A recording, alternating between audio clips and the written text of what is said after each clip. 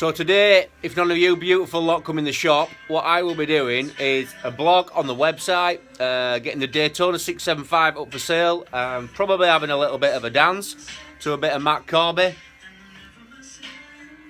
bit of lunch, some posts on Instagram and Facebook and Google My Business, and then I've got a few other bits of paperwork to do. So if you don't come down, I've got plenty to do. If you do, I'll have to do it another time.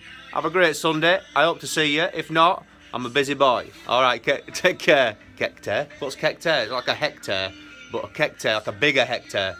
Anyway, I'm off on one. Take it easy. I'll see you soon. Bye-bye.